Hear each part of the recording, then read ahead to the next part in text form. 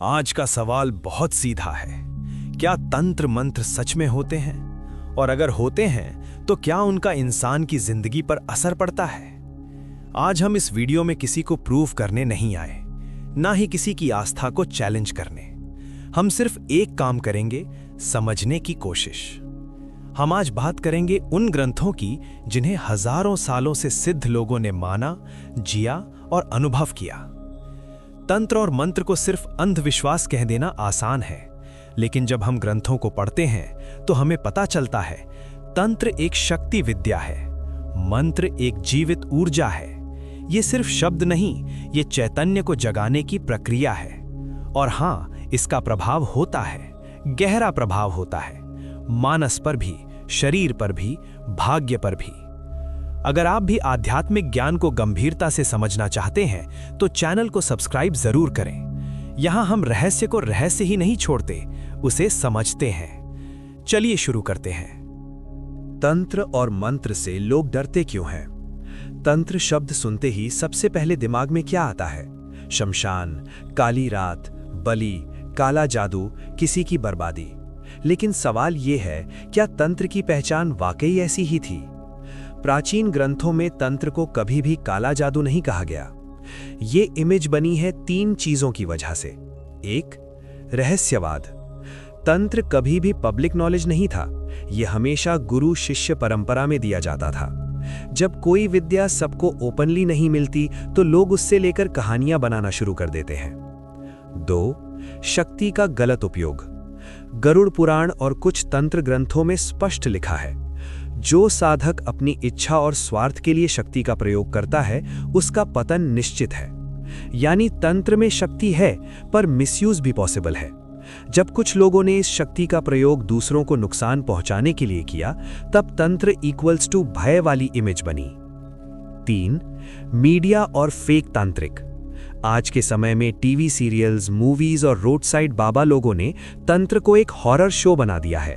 लाल कपड़े, खोपड़ी, अजीब मंत्र, डरावनी आवाज। लेकिन असली ग्रंथों में तंत्र का मतलब है तनोति इति तंत्रम, यानी जो चेतना को विस्तार दे वो तंत्र है। ये डिस्ट्रक्शन का सिस्टम नहीं है, ये कॉन्शियसनेस एक्सपेंशन का सिस्टम है। यहां एक इंपॉर्टेंट बात समझो, लोग तंत्र से नहीं डरते, लोग अननोन से डरते हैं। जो चीज समझ में नहीं आती उससे इंसान या तो मजाक बना देता है या फिर उसे दुश्मन बना देता है। तंत्र दोनों का शिकार हुआ। अब अगला सवाल नेचुरली उठता है, अगर तंत्र काला जादू नहीं है तो फिर तंत्र का असली अर्थ क्या है? तंत्र का असली अर्थ क्या है? शब्द और शास्त्र। सबसे पहले शब्द को समझते हैं। तंत्र दो मूल धातुओं से मिलकर बना है, तन प्लस त्र। तन का अर्थ है विस्तार करना, फैलाना। त्र का अर्थ है मुक्ति देना, सुरक्षा करना या यंत्र की तरह एक सिस्टम। इसलिए प्राचीन व्याख्या मिलती है तनोति इति तंत्रम त्रायते इति तंत्रम, यानी जो चेतना का विस्तार करे और जीव को मुक्ति की दिशा दे वही तंत्र है। अब ध्यान दो, यहां कहीं भी काला जादू शब्द नहीं आता। यहां बात हो रही है चेतना, ऊर्जा और मुक्ति की। ग्रंथों में तंत्र का जिक्र कई प्राचीन ग्रंथों में मिलता है। इनमें तंत्र को एक साधना पद्धति बताया गया है, जिसमें शरीर, मन और प्राण तीनों का इस्तेमाल होता है। वेदों में अधिकतर यज्ञ और वैदिक मंत्र मिलते हैं, लेकिन तंत्र शास्त्र शरीर को रिजेक्ट नहीं करता। वो कहता है शरीर ही साधना का यंत्र है। यही वजह है कि तंत्र में मुद्रा, मंत्र, यंत्र, ध्यान और कुंडलिनी जागरण जैसे कॉन्सेप्ट्स मिलते हैं। तंत्र अंधविश्वास। एक तंत्र ग्रंथ में लिखा है, मन एव मनुष्याणाम कारणम बंध मोक्षयोः, यानी मनुष्य के बंधन और मोक्ष का कारण उसका अपना मन है।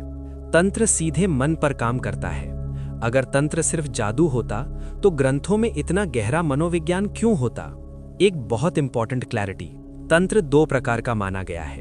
एक, दक्षिणाचार तंत्र, जो शुद्ध विधिपूर्वक गुरु मार्गदर्शन में किया जाता है। दो, वामाचार तंत्र, जिसमें कठिन और सिंबॉलिक क्रियाएं होती हैं। यहां से गलतफहमी शुरू होती है। कुछ लोग वामाचार के कुछ भाग देखकर पूरे तंत्र को ही भयानक बता देते हैं, लेकिन जैसे हर विद्या का एक उच्च और एक निच स्तर होता है, वैसे ही तंत्र में भी है। यहाँ एक सीधी बात समझो, तंत्र कोई एक रिचुअल का नाम नहीं है। तंत्र एक सिस्टम है, सिस्टम जो चेतना को जगाता है, डर का सामना करना सिखाता है, मन को कंट्रोल करना सिखाता है, शक्ति को चैनलाइज करना सिखाता है। अब सवाल ये उठता है, अगर तंत्र इतना ही स्ट्रक्चर्ड सिस्टम है, तो क्या ये सिर्फ हिंदू धर्म तक सीमित है या दुनिया के और धर्मों में भी इसका कोई रूप मिलता है?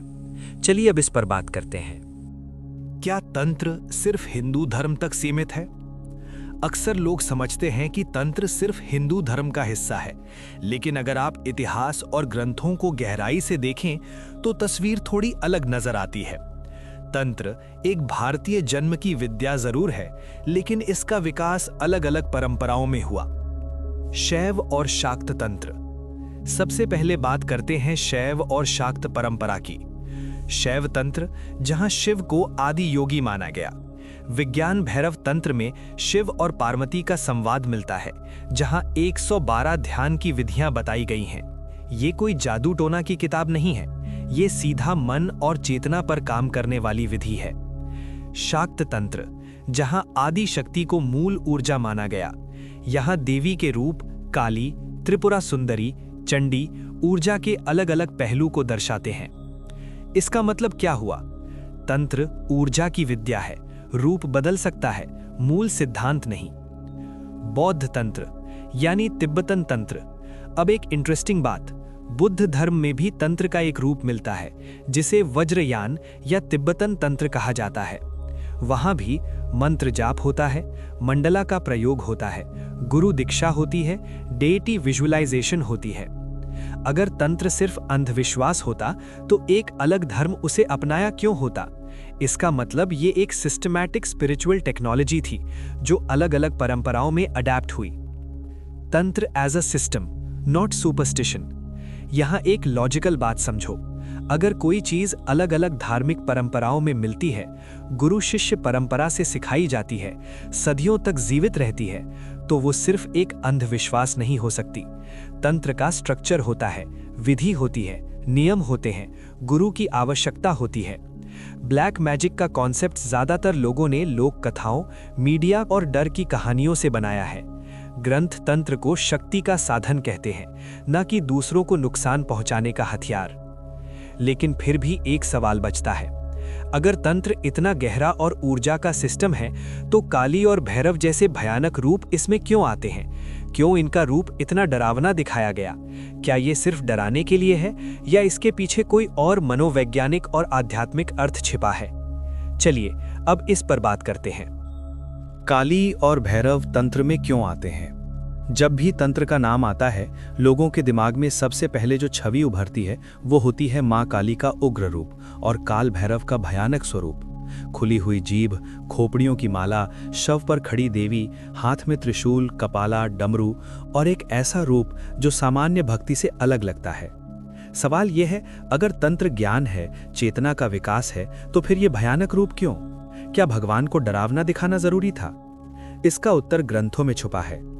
शाक्त ग्रंथों में मां काली को महाकाल की शक्ति कहा गया है। काली का अर्थ होता है समय से परे। वो जन्म और मृत्यु दोनों से ऊपर की ऊर्जा है।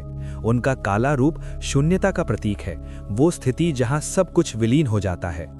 तंत्र हमें सुख से ज्यादा सत्य सिखाता है, और सत्य हमेशा सुविधाजनक नहीं होता। काली का भयानक रूप डराने के लिए नहीं, बल्कि तोड़ने के लिए है। अहंकार को तोड़ने के लिए, मोह को तोड़ने के लिए, झूठी पहचान को तोड़ने के लिए। तंत्र कहता है कि जब तक व्यक्ति अपने सबसे बड़े डर का सामना नहीं करता, तब तक उसका अंतर यात्रा शुरू ही नहीं होती। इसी तरह काल भैरव। शैव ग्रंथों में भैरव को काल का स्वामी कहा गया है।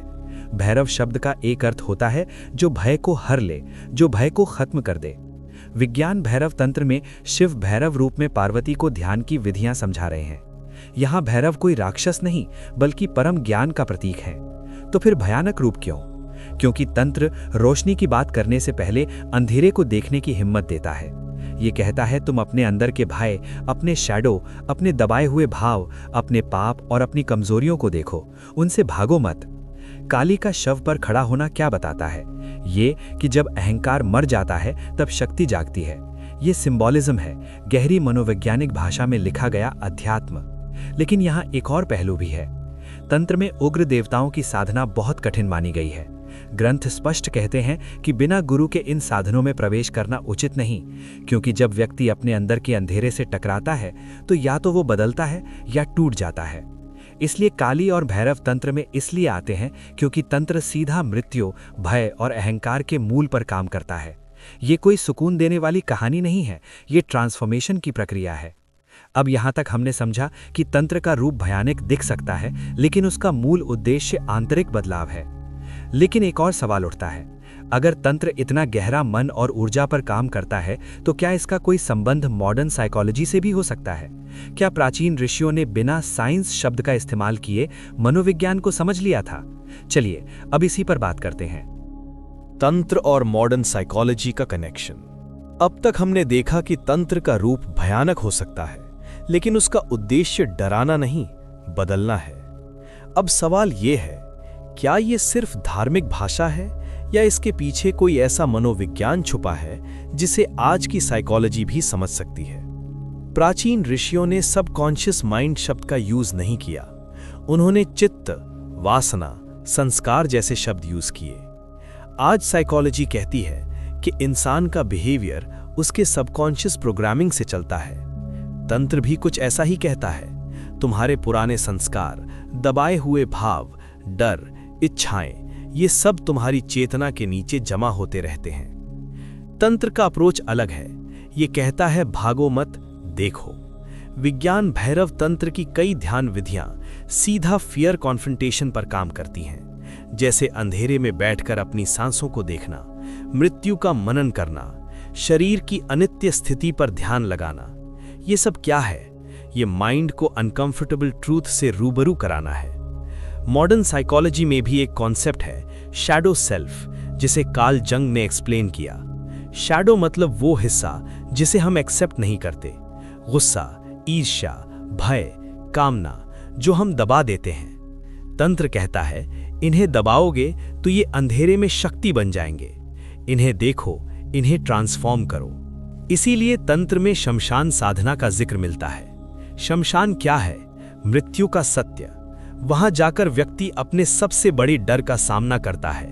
जब डर टूट जाता है तब अंतर की एक नई स्थिरता जन्म लेती है। इसका मतलब ये नहीं कि हर व्यक्ति को शमशान जाना चाहिए। ग्रंथ खुद कहते हैं कि बिना गुरु के ऐसे प्रयोग उचित नहीं, लेकिन सिंबॉलिज्म समझना जरूरी है। तंत्र कंफर्टेबल स्पिरिचुअलिटी नहीं है, ये रॉ रियलिटी है। एक और इंटरेस्टिंग बात, साइकोलॉजी कहती है कि रेपिटेशन से न्यूरल पाथवे स्ट्रांग होते हैं। तंत्र और मंत्र भी रेपिटेशन पर काम करते हैं। जप, अनुष्ठान, नियम, ये सब माइंड को रीप्रोग्राम करने के तरीके हैं। ऋषियों ने न्यूरोप्लास्टिसिटी शब्द नहीं बोला, लेकिन उन्होंने अनुशासन और अभ्यास का महत्व बताया। इसका मतलब क्या हुआ? तंत्र सिर्फ सुपरनैचुरल क्लेम्स नहीं करता, वो मन और ऊर्जा के पैटर्न को समझने की कोशिश करता है। लेकिन यहाँ एक और जरूरी मोड़ आता है। अगर मंत्र रेपिटेशन और वाइब्रेशन का सिस्टम है, तो फिर मंत्र असल में होता क्या है? क्या मंत्र सिर्फ धार्मिक उच्चारण है या सच में शब्द की ऊर्जा का कोई प्रभाव होता है? अब हम इसी पर बात करते हैं। मंत्र क्या होता है, जादू या विज्ञान? अब हम तंत्र से मंत्र की तरफ आते हैं, क्योंकि अक्सर दोनों को एक ही समझ लिया जाता है, लेकिन दोनों अलग चीजें हैं। तंत्र एक सिस्टम है, एक फ्रेमवर्क है। मंत्र उस सिस्टम का एक पावरफुल टूल है। मंत्र शब्द दो हिस्सों से मिलकर बना माना जाता है, मन और त्रा। मन यानी मन, त्रा यानी त्राणा, बचाना, मुक्ति देना, सुरक्षा करना।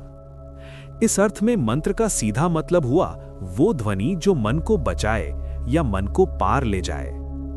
अब सवाल है कैसे? वेदों में सबसे पहले मंत्र मिलते हैं।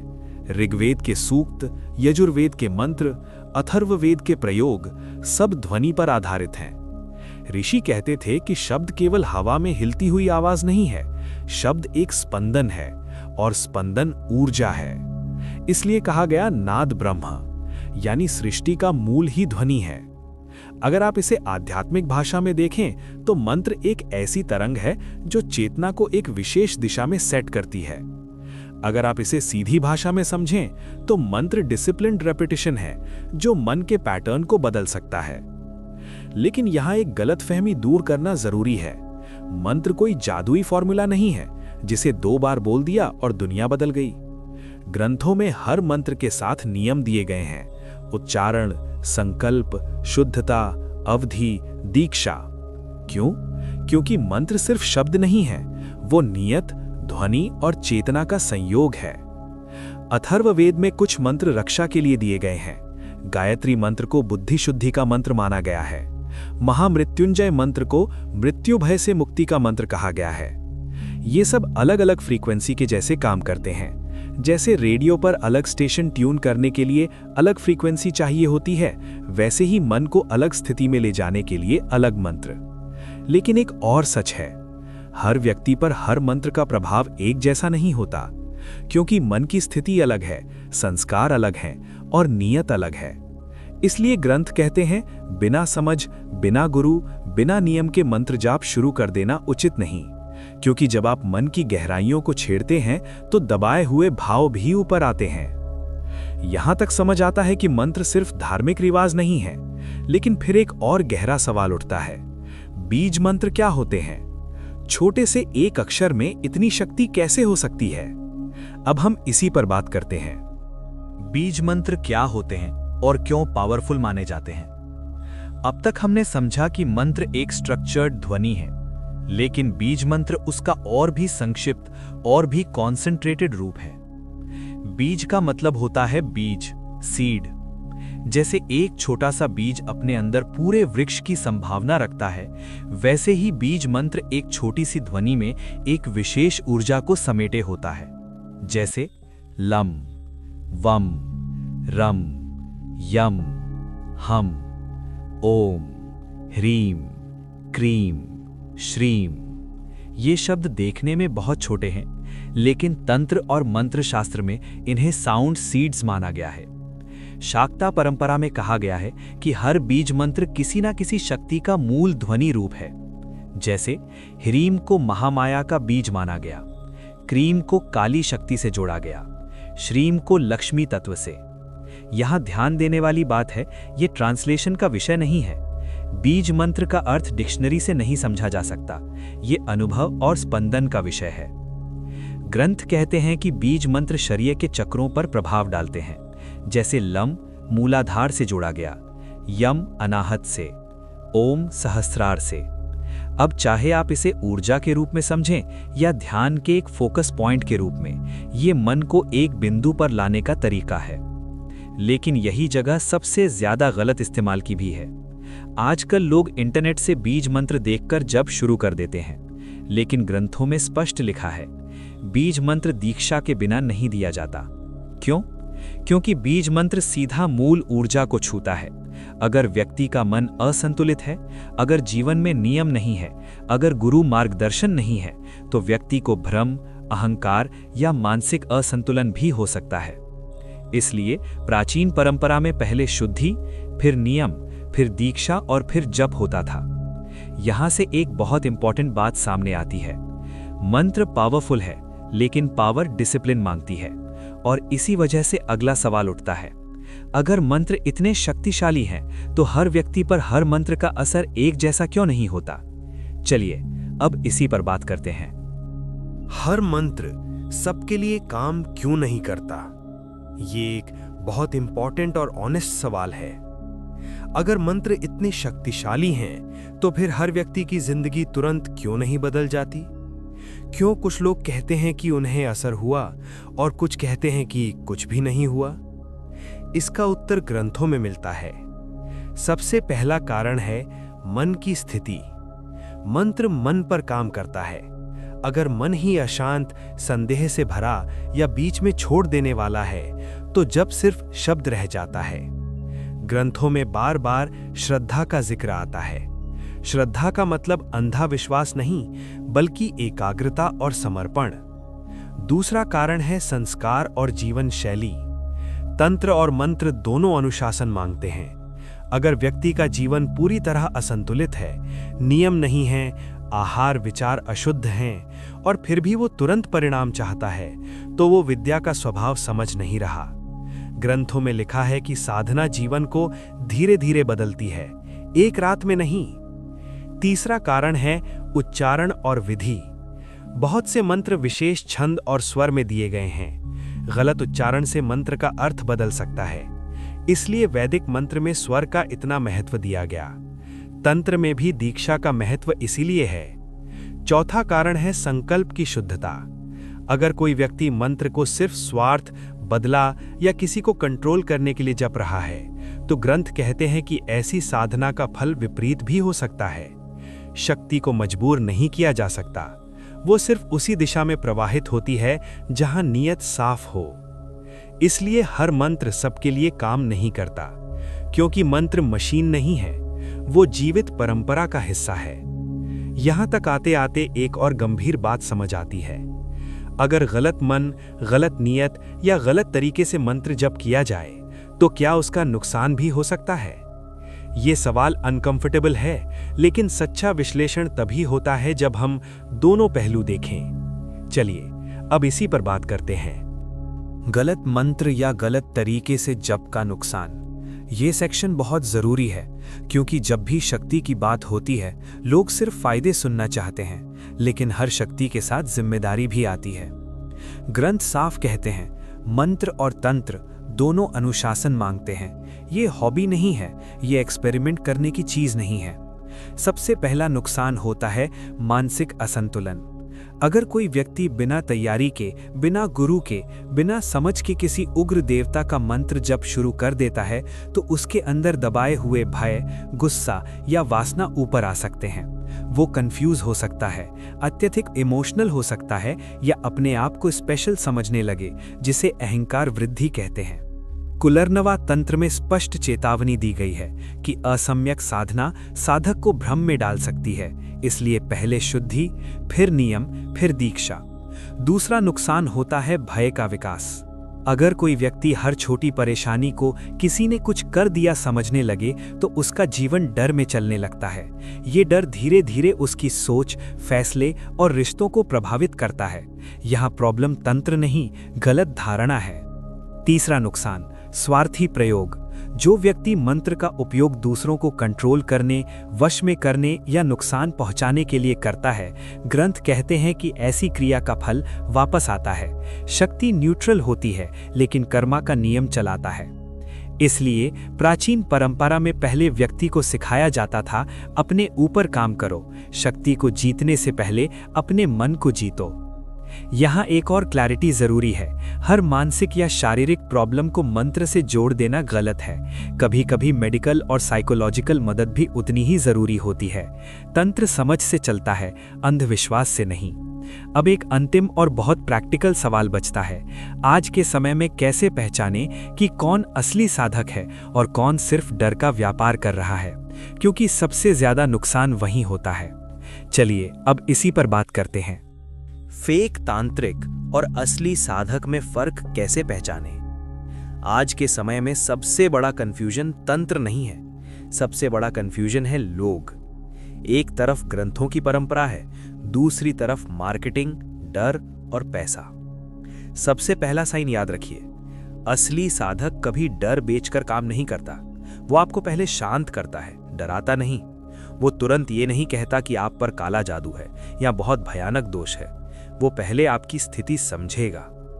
दूसरा, असली साधक तुरंत बड़े बड़े दावे नहीं करता। ना वो कहता है 24 घंटे में प्रॉब्लम खत्म, ना वो गारंटी देता है कि किसी को वश कर देगा। ग्रंथों में कहीं भी इंस्टेंट रिजल्ट का कॉन्सेप्ट नहीं है, साधना समय लेती है।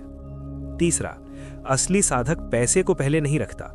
दक्षिणा परंपरा का हिस्सा है, लेकिन डर के बदले पैसा लेना व्यापार है, साधना नहीं। चौथा, असली साधक आपको आपके जीवन की जिम्मेदारी लेने को कहेगा। वो हर चीज को ग्रह, श्राप या तंत्र पर नहीं डालेगा। वो कहेगा अपना आचार सुधारो, नियम लाओ, मन को स्थिर करो। अब फेक तांत्रिक के रेड फ्लैग समझिए, जो हर प्रॉब्लम को काला जादू बताए, जो बिना मिले ही आपकी फोटो देखकर भयानक चीजें बोल दे, जो आपको फैमिली से अलग करे और बोले सिर्फ मैं ही बचा सकता हूं, जो पैसा बढ़ाते बढ़ाते डर को भी बढ़ाता जाए। ये शक्ति नहीं, साइकोलॉजिकल कंट्रोल है। याद रखिए, तंत्र का मूल उद्देश्य मुक्ति है, बंधन नहीं। अगर कोई व्यक्ति आपको और ज्यादा डिपेंडेंट बना रहा है तो वो तंत्र का पथ नहीं चल रहा। और यही इस वीडियो का सबसे इंपॉर्टेंट टेक अवे है। तंत्र और मंत्र को समझना जरूरी है, उनसे डरना नहीं, लेकिन अंधविश्वास भी नहीं। ये विद्या गहरी है, इसका प्रभाव होता है, लेकिन इसका प्रभाव तभी शुभ होता है जब ज्ञान, नियम और शुद्ध नियत साथ हो। अगर आप चाहते हैं कि नेक्स्ट पार्ट में हम ज्योतिष और सिद्धि के इसी लॉजिकल और ग्रंथ आधारित नजरिए को एक्सप्लोर करें तो कमेंट में जरूर बताइए। और याद रखिए, रहस्य उनके लिए खुलते हैं जो तैयार होते हैं समझने के लिए, सिर्फ मानने के लिए नहीं।